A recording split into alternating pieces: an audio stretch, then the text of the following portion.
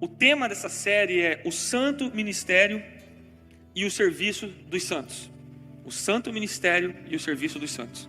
É um tema muito abrangente. Só que o que está no meu coração é a manifestação daquilo que Deus quer fazer com a nossa igreja. Agora eu vou falar bem localmente, bem com a nossa igreja local aqui. A nossa igreja local, Deus já nos colocou lá.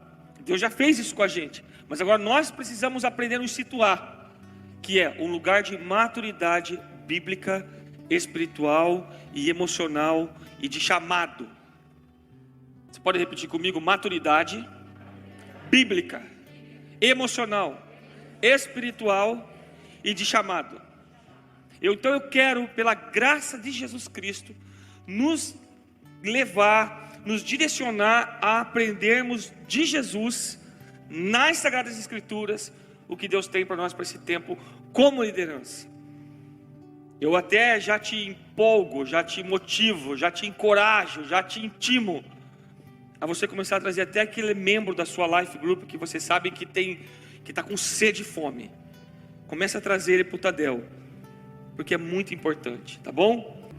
Amém? O texto base, irmãos, é Efésios 4, mas eu vou pegar só um versículo para essa introdução. Versículo 7. Nós lemos assim, 4, 7, Efésios 4, 7. E a graça foi concedida a cada um de nós, segundo a proporção do dom de Cristo. Fala assim, a graça. Olha que interessante, eu quero ressaltar esse versículo. A graça, ela foi concedida a cada um de nós. Não foi assim ao pastor, ou ao fulano, ao líder do louvor. Não, você diz a todos. A cada um de nós. Todos que entregam a vida para Jesus, já está ali incluído a graça de Jesus. Até porque você só foi salvo por causa dessa graça. Mas aqui nessa graça, Jesus está nos ensinando, Paulo na verdade está nos ensinando aqui, a operação dessa graça. O que essa graça causa após o teu salvamento, após a sua salvação, após o seu resgate, após a remissão dos seus pecados. O que essa graça vai salvar? Você já parou para pensar que a graça não é apenas um momento, fui salvo pela graça, mediante a fé, fui salvo, beleza. Não, essa mesma graça, como diz o texto, a graça foi concedida a cada um de nós, segundo a proporção do dom de Cristo. Então existe um dom de Cristo, que é desenvolvido em nós, que é compartilhado da parte de Deus em nós, que aumenta a graça, a operosidade dessa graça, a eficiência e eficácia dela em você e através de você. Você está entendendo? Não é só em você, mas é através de você. Por isso que eu quase que virou uma oração decorada minha, mas eu oro intencionalmente. Obrigado pelo que o Senhor fez, pelo que o Senhor está fazendo e pelo que o Senhor ainda vai fazer. Eu sempre oro isso. Eu aprendi a entrar em oração agradecendo. Até antes de me arrepender eu já entro agradecendo, porque eu só consigo me arrepender porque existe graça na minha vida. Eu não consigo fazer outra coisa senão agradecer, antes de qualquer coisa. Então, entendendo então que essa graça, ela não é somente para nos salvar, mas ela também, segundo a proporção do dom de Deus, ela também veio para nos equipar. Fala equipar. Espera aí só um pouquinho. Olha só, eu me converti numa igreja chamada Equippers. Equippers significa equipados. E eu estava pensando nisso, amor, esses dias, o quanto aquela igreja trabalha forte em equipar as pessoas, né? Na Nova Zelândia, Equippers Church. Na verdade, é como se fosse uma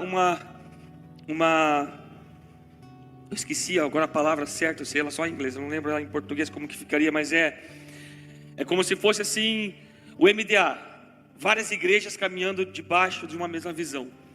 Então essa visão apostólica da Equippers lá, ela está ligada ao equipar a igreja, com base aqui no texto de Efésios, que nós vamos ler mais para frente, em equipar os santos. E a escola que eu e a Fran temos aqui, de teologia no caso aqui, ela está baseada também nos 5 ministérios. E o meu objetivo nessa mensagem é que cada um de vocês, agora você tem que levantar a mão para receber, tá? é que cada um de vocês que receberam o dom, a palavra diz assim que a graça foi concedida a cada um de nós. Então todos nós temos dons em nossas vidas e todos nós temos um ministério. Vou repetir. Cada um de crente, todo crente tem um dom e tem ministério. Pelo menos um tem. Ou um dom e também um ministério. Já faz parte. Por que eu penso isso, irmãos? Primeiro, porque a Bíblia explica isso. Segundo, porque, irmão, Deus não ia ser incoerente em chamar alguém incapacitado como nós somos, porque assim, irmão, vamos ser sinceros, a natureza humana é pervertida. Simples. O ser humano é pervertido por natureza. O coração do ser humano, ele não é bom por natureza. Aí Deus olha lá antes da fundação do mundo, olha para aquela careca linda do Gabriel. É porque o Tiago não está aqui, senão ia ressaltar mais a careca do Tiago. Então, o que eu vi foi a do Gabriel. E fala assim: eu vou derramar dons naquele cara, antes da fundação do mundo, certo? Eu vou derramar dons na vida daquele cara. Mas como que eu vou derramar? Primeiro, salvando ele. Como? Graça, porque ele não merece. Então aqui fica um ponto para nós. Tudo que nós estamos falando aqui não tem nada a ver com o seu merecimento. Nada. Fala nada. Repete comigo: não tem nada a ver comigo. Tem tudo a ver. Tudo a ver com Jesus. Viu? Você fala inglês, está chique. Então, graças ao nosso Senhor Jesus Cristo, que nos resgatou na nossa vã maneira de viver, pela sua graça maravilhosa, e nos livrou do pecado. Então essa introdução de hoje, eu quero só trazer um resgate histórico. Não é profundo, porque eu não sou professor de história, mas é só algo bem simples. Mas desde a reforma protestante, Deus tem alinhado a igreja de acordo com o propósito dele. Propósito de quem? Dele. Eu já fui professor, tá, irmão? Então isso aqui é mania de professor, não vai sair nunca. Propósito dele. Mas nós sabemos que o ser humano, ele é pervertido por natureza, né? Ele é degradado por natureza. Nós nascemos com um pecado. É só Jesus para mudar isso, certo? E por causa desse coração egoísta, desse coração caído, dessa natureza carnal, os homens que estão na igreja, que fundam igrejas, que pregam na igreja e todas essas coisas, os homens, irmãos, não estou falando de alguém específico, tá? Por causa dessa natureza, por causa desse coração, tendem a guinar o que é divino para algo que é humano. Eles tendem a transicionar do que é eterno para o que é transitório. Mas Deus nos coloca num lugar, presta atenção no que eu estou falando, Deus nos coloca num lugar de escolha. De escolha. Você não vê algo obrigado. Deus nos coloca num lugar de escolha. E uma das coisas que nós vamos ler aqui é que a principal escolha nos últimos anos foi retirada da pregação dos púlpitos das igrejas, que é a escolha da renúncia. A escolha do negar-se a si mesmo, a escolha do renunciar quem você é e o que você tem por algo maior. Então, eu vou trazer um breve histórico, eu só vou ler da igreja contemporânea, assim, não é nem lá da igreja primitiva, dos concílios, não, é simples. 31 de outubro de 1517, Martinho Lutero chega na igreja de Wittenberg, na Alemanha, e pá! As 95 teses que ele passou anos escondido, porque ele já estava dando treta, desde que ele começou, em 1943, já estava dando BO, 48, porque ele sempre começou, já era um padre, ele começou a questionar a questão das pessoas serem salvas de acordo com aquilo que elas faziam para Deus. Ele começou a questionar as indulgências. Irmão, se você não sabe, as indulgências eram tão grave que as pessoas pagavam para os seus entes que morriam, seus parentes que morriam, ir para o céu. Era tão cúmulo que o cara, de repente a mulher era uma prostituta, o cara era um prostituto, sei lá, e aí morreu. Aí eles chegavam no padre e falavam assim: olha, fulano e tal morreu. Ah, isso aí ficou complicado, hein? Situação desse aí, o cara era torcedor do São Paulo, é o pior, né? Só aí, na época da indulgência, eram carroças de ouro. Eu já falo olhando para lá para ver se ele muda, vira corintiano. Esse é difícil. Aí o que acontece? Esse aqui você tem que trazer tantos moedas de ouro e rezar tantos disso e tantos daquilo para ele ser salvo. Não, mas ele está lá no purgatório. No purgatório, então agora tem um custo um pouco mais alto. O Martinho Lutero se revoltou com isso. Por quê? Porque ele leu a Bíblia. Ele leu a Escritura. Ele falou que não. Nas 95 vezes ele provava. Ele pregou na porta da igreja, irmão. Ele provava que nós somos justificados pela fé. Não tem nada a ver com indulgência, não tem que pagar nada. É graça. Salvos pela graça, mediante a fé. Não tem mais nada. Então começou uma grande revolução na Europa. Pouco tempo depois, 1560, alguns anos depois, não deu 30 anos depois. Ou melhor, deu sim. Heinrich Bullinger, sucessor de Ulrico Zwinglio, também trouxe à igreja o entendimento sobre o batismo. Então a revolução, ou a reforma zwingliana, que o que Martinho Lutero fez, mexeu nessas coisas. Você sabia que a primeira Bíblia traduzida do latim e do grego e do hebraico, a primeira Bíblia foi em alemão? Traduziu para o alemão. Martinho Lutero, ele trouxe as escrituras, que era assim, que era só o clero que podia ler. Era só o clero. Só quem lia. Se você já foi numa igreja católica ortodoxa, você sabe do que eu estou falando. Eu já fui. Eu já fui também numa outra igreja que não é católica, mas ela é bem ortodoxa, que vem dessa raiz aqui, e é mais ou menos por aí, né? Ainda que a protestante não. Mas eles deixaram uma coisa, que o batismo de criança. E outros detalhes também com relação às armas, os anabatistas e tudo mais. Inclusive, irmãos, a nossa igreja Paz Church, a origem dela foi aqui. Nessa região aqui, 1560, na Suíça. Daqui que a nossa igreja se originou. Os anabatistas, eles se recusavam a pegar em armas. Tanto que saiu um ditado: ou você pega em arma ou você sai, né? Ou você ama a Suíça ou você deixa a Suíça. E nessa época muitos anabatistas foram embora. E um deles, que eu não lembro o nome dele agora, não sei até se não é esse Heinrich Bullinger, foi para os Estados Unidos. E lá nasceu a igreja Nazareno, que é a nossa igreja nos Estados Unidos. A igreja, não é a igreja do Nazareno, é a igreja Nazareno. Que o pastor Melvin Huber veio para cá, para o interior de Minas Gerais, começou a fundar várias igrejas, inclusive no interior do estado do Paraná. Eu conheci a nossa Paz Church em Guarapuava, tem irmãos que são frutos dos evangelhos de Lucas Huber no interior do Paraná. Antes de ele ter o chamado para a Amazônia, ele evangelizou por essas bandas. Então lá são os irmãos lá de Guarapuava. Glória a Deus, né? Então nossa igreja vem dessa origem. 14 de abril de 1904, William Joseph Seymour, numa igreja da Califórnia, eles estavam lá fazendo uma reunião. Eles começaram um ajuntamento, irmão, de avivamento. E Deus restaurou os dons na igreja. Deus restaurou, chama o avivamento da rua Azusa, porque o nome da rua era Azusa. Os pastor afro-americano estavam lá, meu irmão, e os caras se juntaram e pau. Louvor, louvor, adoração, louvor, adoração, jejum, oração, Bíblia. Pum!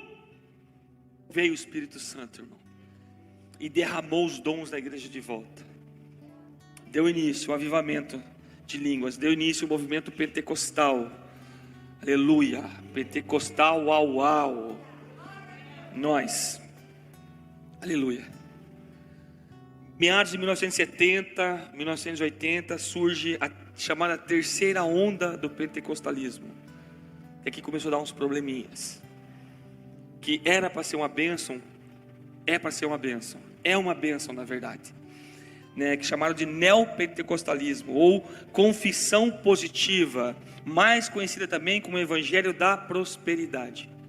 Irmãos, não confunda pregação de prosperidade com a teologia do evangelho da prosperidade. Porque o evangelho de Jesus, ele é um evangelho próspero. Você tem que entender isso. Primeiro que a prosperidade não está totalmente 100% ligada apenas à área financeira. Amém ou não amém? Eu conheço muitas pessoas que não têm muito dinheiro, mas são extremamente prósperos. E eu conheço pessoas que têm muito dinheiro e são aterrorizadamente pobres.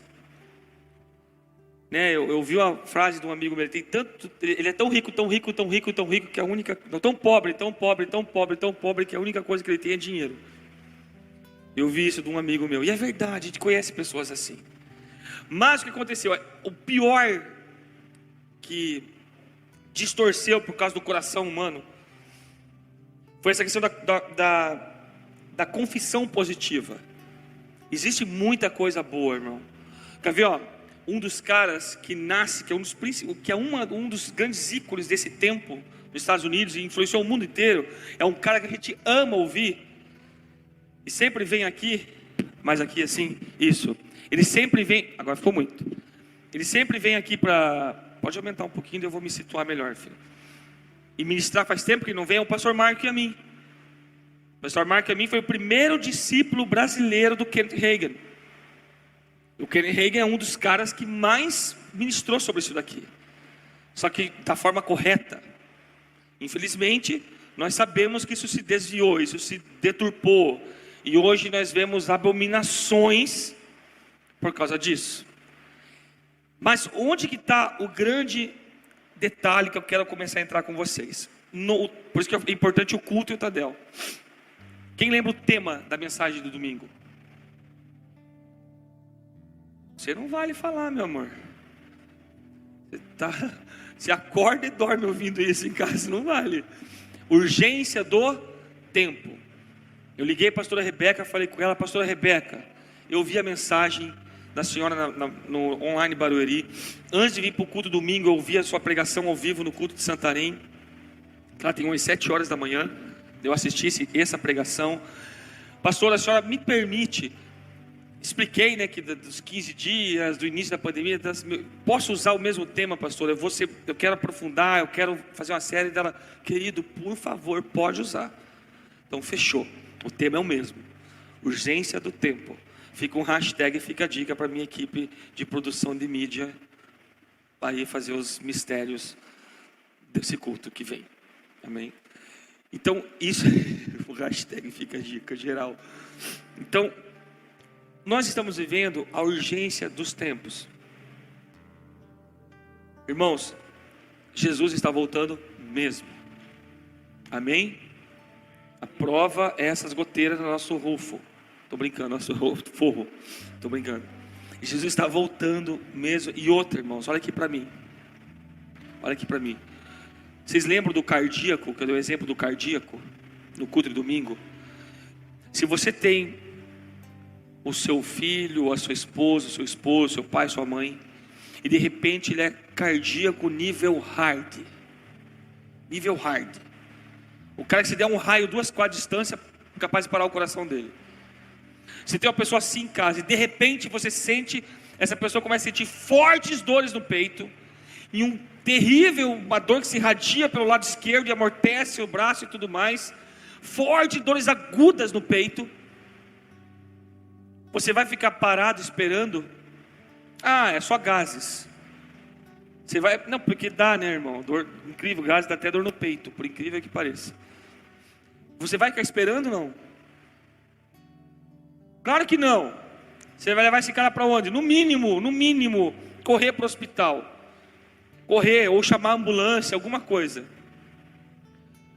Essa urgência do tempo que nós vivemos, irmãos, ela precisa acender em nós o entendimento de que cada passo que eu for dar, cada decisão que eu for tomar, ela pode ser a decisão que vai custar a minha vida.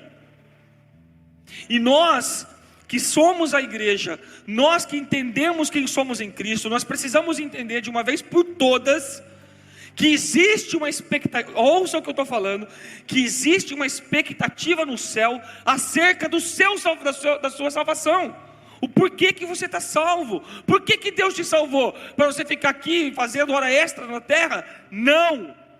Deus não deu um dom para o Gabriel só para ele tocar bonito. Deus não deu um dom para a Anne cantar bonito. Deus não deu um dom para você. Não! Existe uma expectativa em Deus, irmão.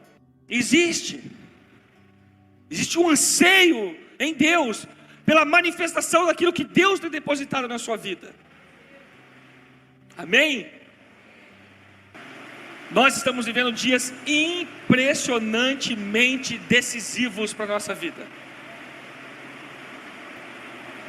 Para a criação dos nossos filhos, para a forma de vivermos como casais. Eu não sei se eu vou para a igreja, eu não sei. Não tem mais tempo de não sei. Vai, me ferinho de volta. Blinde o seu coração, guarde o seu coração e vai viver Jesus e ponto final. Pare de terceirizar para outras pessoas cuidarem do seu coração.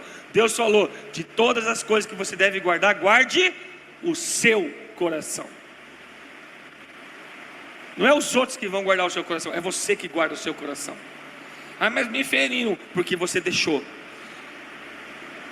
Pastor, eu não fiz nada, me feriram. Guarde o seu coração, guarde o seu coração, guarde o seu coração, porque quando você permite ferirem em você, porque você não guardou, você vai ter dificuldade de liberar perdão.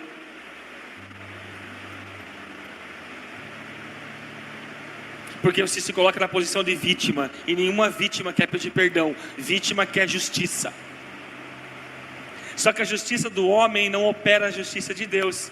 Aí quando você perdoa, você permite que a justiça de Deus opere o perdão. Você vive na graça, pela graça. Afinal foi assim que Jesus justificou você. Você não merecia. Você entendeu?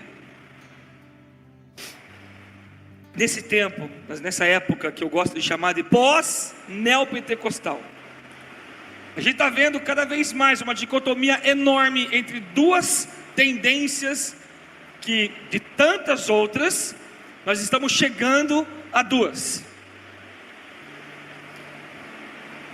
Muitos Jesuses estão se aparecendo. Plural de Jesus é difícil, né? Jesuses. Muitos Jesuses estão aparecendo. O Jesus aqui, o Jesus ali, o Jesus que aceita tudo e todos de qualquer jeito e permaneça assim, não tem problema. O Jesus que é o Jesus que prospera, o Jesus do coach, é o Jesus que você é vencedor, que se você andar assim você vence, e não importa que estilo de vida decaído que você viva, desde que você viva assim, você vai obter a vitória. Vários tipos de Jesus que existem por aí hoje. Mas o que me deixa mais preocupado é uma doutrina, e só uma delas, irmãos, está linkada à salvação. Só uma delas está linkada àquilo que Jesus, aqueles que Jesus vem buscar. Primeira, uma crescente continuação de uma doutrina da degradação dos valores e princípios eternos das Escrituras. Vou repetir, que é vários adjetivos ruins ao mesmo tempo. Uma crescente e contínua doutrina, uma crescente e contínua doutrina da degradação dos valores e princípios eternos das Escrituras, em concordância com valores humanistas, progressistas e até marxistas. Fruto de uma igreja neopentecostal, superficial, que ficou mais apaixonada pelo show do que pelo autor do show. Marxistas que fazem dois pontos, sempre vai ter os dois pontos de concordância entre o que é certo e errado, e eles sempre vão colocar um meio termo. Não existe meio termo. É luz ou trevas. Não existe meio termo. Uma humanização do que é unicamente de Deus, que é o trono. Homem não senta no trono. Quem senta no trono é o Filho de Deus. Não existe trono para homem. O que existe é uma cadeira, a mesa com o cordeiro. Tem aquela música, né, muito linda, que eu não lembro se é assim, vocês que são mais músicos vão lembrar de mim, mas ele desfez o trono dele com a madeira, ele fez a cruz. Uma coisa assim que a música fala. Lógico que é uma ilustração, né? Então, marxistas governando igrejas, eles estão trazendo perversão total dos seguidores, ou no mínimo uma paralisante superficialidade bíblica, coberta por um misticismo quase hollywoodiano. Quase. Na verdade, se Hollywood pegasse a mente desses crentes, desse naipe aqui, irmão, ia sair cada filme de ficção científica. Deixa eu abrir um parênteses aqui, irmão. Eu amo isso, cara. Eu chapo mesmo. Eu vejo um anjo, vejo fogo, vejo um caos. Meu amigo. É anjo com a espada desembainhada. É anjo com a espada embainhada. É anjo que se baixa para passar na porta. É uma loucura santa, cara. Só que a minha fé não pode estar baseada nessas coisas. Tem que estar baseada aqui na Escritura. Somente na Escritura. Amém, irmãos? Então a gente vê pessoas que foram paralisados por essa superficialidade mística, romântica, hollywoodiana. Parece um filme, não parece que é a vida verdadeira, parece que é um filme. Não parece que estão vivendo um cristianismo atuante e eficiente e eficaz. Estão vivendo um filme. E que a qualquer momento eles podem dar um pause porque acabou a pipoca. Não é assim, irmão. Não é assim. A Fran falou uma vez, não tem ensaio. Nossa vida não tem ensaio. É showtime. Não tem papo. E são paralisados. Onde crentes estão mais com suas mentes hipnotizadas pela bênção do que com suas mentes transformadas pela mente de Cristo. É uma doutrina. É uma doutrina que está encalacrada nas igrejas, irmão. Não estou falando mal de igreja nenhuma, mas é uma doutrina crescente. Que você vai ver o final, qual que é? Perversão. É levar o ser humano de volta à sua essência natural, de perverso. Não! Não é assim. O iníquo é o espírito do anticristo. Nós não somos o espírito do anticristo, porque o espírito que habita em nós é o espírito. Você pode falar a palavra santo? Santo. Não é espírito da iniquidade, não é espírito do anticristo que causa o mistério da iniquidade toda. Não. É o Espírito Santo que causa a santidade toda. Então existe essa absurda hipnose, esse absurdo romantismo hollywoodiano cristão. Essa é uma delas. A segunda, a última dessa doutrina, foi uma figura que falou bem assim, não sei se está escrito certo: a Bíblia deve ser atualizada e revista, porque se ela não for, ela se tornará um livro velho que fala do mundo velho. Adorador de Satanás, irmãos. Eu não estou mais nem um pouco preocupado, não estou mais rasgando em falar essas coisas. Por quê? Porque o atalaia, ele não está lá só para falar e cantar o povo, ele está lá para anunciar: ei, ó o erro. O atalaia que está em cima da torre, ele também fala: lá vem o inimigo. A trombeta do atalaia não é só para festa, a trombeta do atalaia é para falar: lá vem o inimigo. E nós vamos descobrir isso, depois do fim desses da 10, nós vamos ver que tem muito atalaia aqui com a corneta só para enfeite.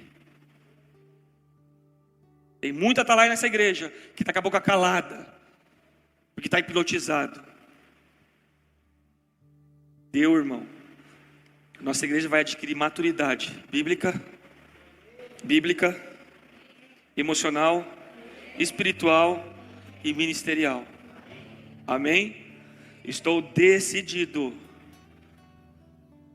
igual um trator de esteira, a vir com a gente, a puxar vocês e aprender com vocês, porque, meu irmão, pense num cara que ama aprender com vocês. Eu aprendo demais, irmão. Você não tem ideia do quanto eu e a Fran aprendemos com vocês. Primeira é essa, irmão. Sabe, é uma hipnose, é uma coisa, é culto atrás de bênção. Deus vai me abençoar, eu vou ouvir uma palavra agora que vai me encorajar, vou ter força, porque a vitória vai chegar. Irmão, a vitória, irmãos, a vitória é Jesus, cara. É Jesus, cara. Não tem outra vitória, cara. Quer ser vitorioso? Aqui para mim. Você quer ser vitorioso? Quer ou não quer? Quer ou não quer?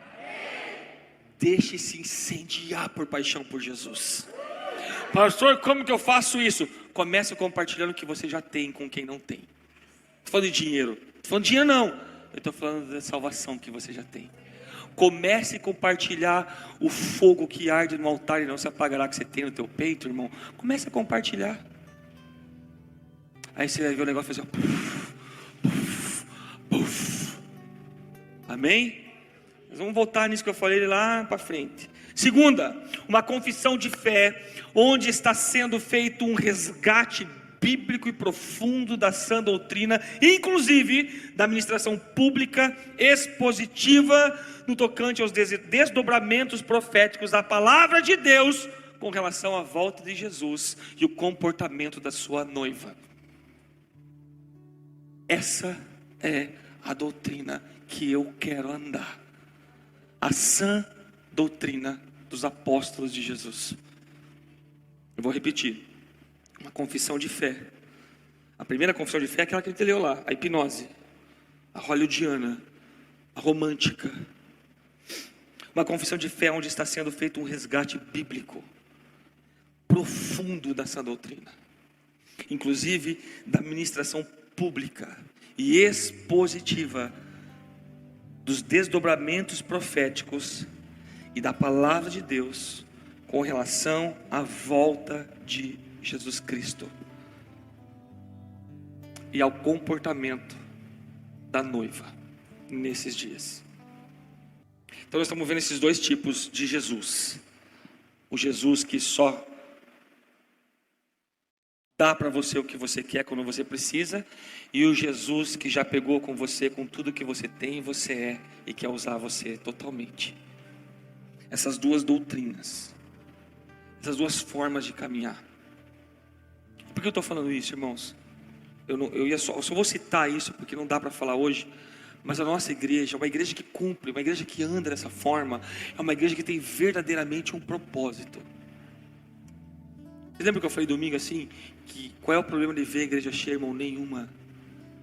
Não, pastor quer a igreja cheia porque ele quer que ele fique exaltando. Quem fala isso, irmão, provavelmente é porque no fundo queria estar no meu lugar, ou no lugar de um de vocês. Não, irmão, nós queremos uma igreja cheia, irmão, porque igreja cheia, inferno vazio. Cara, não existe, não tem outro motivo para uma igreja ser cheia, cara. É, igreja, pastorzão, sai, queima por dentro e por fora. Simples. Eu não sei, eu gosto de igrejinha pequena. Sai dele, pensamento satânico. É pensamento satânico sim, porque a igreja tem que estar cheia de gente, cheia de crente, irmão. Crente, mas crente. O que você é? Eu sou crente. Ai, mas esses crentes são tudo assim. Não é não, vem cá que eu vou te mostrar. Venha e veja. Aleluia. Pastor, tá, eu entendi. Como que nós podemos saber então se estamos caminhando corretamente? Esses dias eu fui questionado: Michel, você pensa isso, mas será que você está certo? A minha resposta foi bem clara: só se Jesus está mentindo. Nós precisamos ter convicção de quem nós servimos. Precisamos ter convicção de quem nós somos em Jesus. Precisamos ter convicção do que nós estamos fazendo. Precisamos ser convictos do que nós estamos fazendo nessa terra. Enquanto Jesus não voltou, por que você está aqui ainda? Se você foi salvo, entenda o grande projeto de salvação. Deus te salvou, para quê? Deixou você aqui para quê? Para você ficar aqui se empenhando? Aí você pode, sabe como que eu posso responder assim, bem particular? Para você se empenhar, mas com o propósito correto. Simples. Ganhar alma para Jesus. Fala, ganhar almas para Jesus. Não responde, não se manifeste, não expresse nada para você não se expor. Se ao falar isso você causa assim, ganhar alma para Jesus. Irmão, precisamos orar por você, porque você está numa influência terrível de Satanás. Se a hora que eu falei ganhar alma para Jesus, você sentiu assim, ixi, me perdoe, com muito amor e carinho. Você está, não estou falando que você está endemoniado, irmão, pelo amor de Deus, não entenda isso. Eu estou falando que existe uma influência, vou usar o termo do COT, da IFOL. Você está com uma terrível perseguição espiritual. Sabe por quê? Esse é o grande propósito de Jesus ter deixado a gente aqui, cara. Não tem outro. Vai, não deixa ela sozinha. Aí, Aline. Amém. Isso. Vamos aprender? Vai, puxa aí, Aline.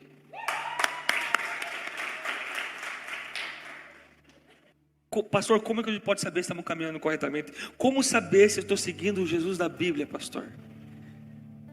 Quem já fez essa pergunta, irmão? Irmão, na verdade, nós deveríamos fazer isso todo dia. Como? O Jesus da Bíblia te responde com uma pergunta. Como saber? Como que eu vou saber? Como saber? Jesus te responde com uma pergunta. Mateus 16,15, ele fala assim: quem dizes que eu sou? Hein, Ali? Se eu fosse Jesus, se eu fosse Jesus e perguntasse para você, Ali, quem diz que eu sou? Hein, fofo?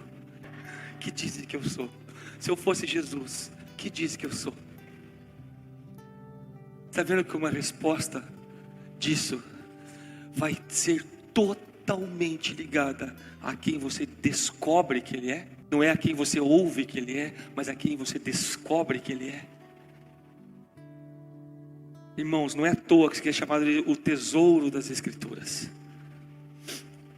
Não é à toa que o nosso ministério de louvor, se você prestar atenção no DNA das músicas que nós cantamos, irmãos, você vê que não são só músicas que agora estão, eles gostam de rotular as coisas, né? É worship, é worshipeiro, é worship. Irmão, fale o que você quiser, ouça a letra. São letras bíblicas. O que eu acho legal do worship é que o worship apaga as estrelas dos grandes músicos e coloca a estrela de Jesus brilhando. Não, porque o tempo dos grandes músicos foi lindo, irmão, músicas maravilhosas. Mas o que você mais viu? Os caras estragando o dom que eles receberam. Os caras cobrando cachês caríssimos para tocar no lugar, porque ele é o cara. Pela misericórdia, Jeová, irmão. Óbvio que a igreja precisa aprender a questão de honra, sim, mas não se cobra. Vou ser duro com o que eu vou falar. Quem cobra para se relacionar com noiva é prostituta. Noiva é de graça, irmão. Não tem essas partes. Não tem essas partes. Mas tudo bem. Quem dizes que eu sou? Que Jesus que você está se relacionando? Pensa antes da resposta. Pensa. A sua resposta sim tem que ser muito bem pensada, porque você pode cair na real agora e perceber que você é um baita de um romântico hollywoodiano e não um apaixonado insano por Jesus da Bíblia. Não é que Jesus fala assim, meu Senhor, e ele fala assim, filho, eu estou aqui com você, cara. Aquilo que o David falou, eu te amo, meu filho. Sabe aquele Jesus, Não é um romântico, é um fervoroso, apaixonado por Jesus. Não é só um que... Irmão, cada um se expressa de um jeito, tá, irmão? Eu não tô diminuindo ninguém. Mas a gente vê umas pessoas que não se manifestam, nada. Meu irmão, quem é Jesus para você? E você vai ver, irmão, eu vou provar biblicamente que nós, como discípulos de Jesus, podemos pensar de uma forma errada. O texto, Mateus 16, versículo 13. E chegando Jesus às partes de Cesareia de Filipe, interrogou os seus seguidores.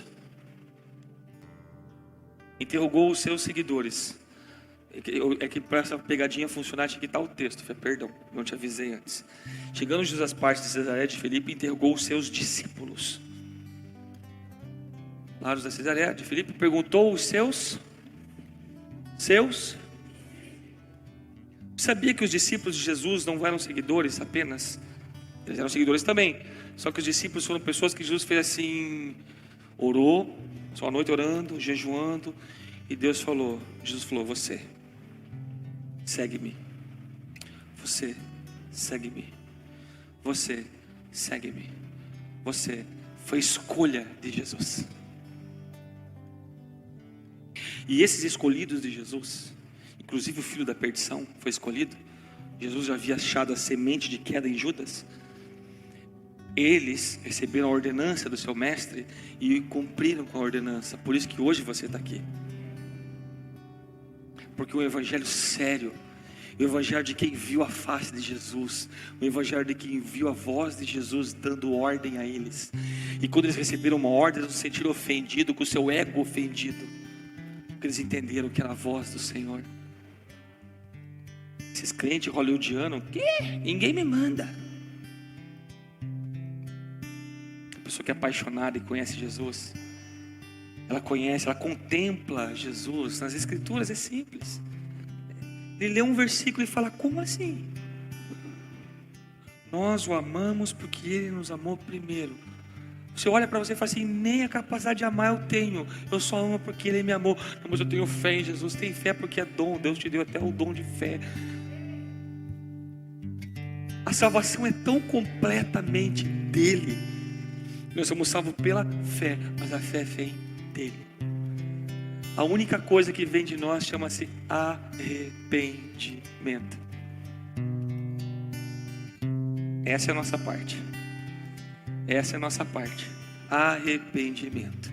Aí vem a fé, o dom. Eu tenho fé para ser salvo. Tem, claro. Jesus falou assim, eu vejo que você tem fé para ser salvo. Você fala, amém. Só que se Jesus soubesse que ele ia falar assim, inocente, não sabe de nada. Até isso vem de Jesus. Quem é Jesus para você? Quem dizem os homens? Olha isso aqui, irmão. Quem dizem os homens? O que os outros falam que eu sou? O que as doutrinas e teologias e coaches e mentores e pastores e mega churches e uau falam que eu sou? Eles disseram, uns João Batista, outros Elias e outros Jeremias ou um dos profetas. Disse-lhe ele, e vós, o que dizes que eu sou? Ou quem dizes, que eu sou? Você veja como Jesus chama para o íntimo. Eu não quero saber, Jesus está falando para nós hoje, irmãos. Eu não quero saber o que você pensa que os outros te ensinaram. Eu quero saber quem você descobriu que eu sou. É isso que eu quero saber de você. Olha que você dobra teu joelho e fala assim, Jesus do céu. Você fala essa e já se agradece, dá brinque do céu. Jesus do céu. E vós? Os homens podem falar o que quiser. Eu quero saber de você que é meu discípulo. Os homens podem falar o que eles acharem que eles devem saber. Eu quero saber de você que anda comigo, que compartilha do alimento comigo, que sofre as aflições comigo, que geme comigo, que adora comigo, que dorme comigo, que acorda comigo, que sobe um monte comigo. Eu quero saber de você. O que você diz que eu sou? É esse que eu quero saber. Sabe por quê, irmãos? Sabe por quê? A nossa igreja pode ter uma identidade, pode ser relevante, pode ser top. A nossa igreja é top nessa igreja, irmão. Nessa cidade é assim. Só que, irmão, nós não seremos nada, se você não souber quem Jesus é. Somos apenas um sino batendo. Tum, tum, tum. Mas se você não souber quem Jesus é, a nossa igreja é só um aglomerado de gente e um prédio bonito. Eu não quero isso. Eu quero que você conheça Jesus, cara. Eu não quero que você dependa de ninguém. Sabe, eu não quero que você dependa de líder nenhum, de pastor nenhum, de discipulador nenhum. Nós nunca ministramos isso, nunca plantamos isso. Eu quero ver você dependente de Jesus. De Jesus. Só que você tem que conhecê-lo. Porque a hora que você conhecê-lo, irmão, nada tira você do lugar que Ele te plantou. Porque você vai conhecer o propósito.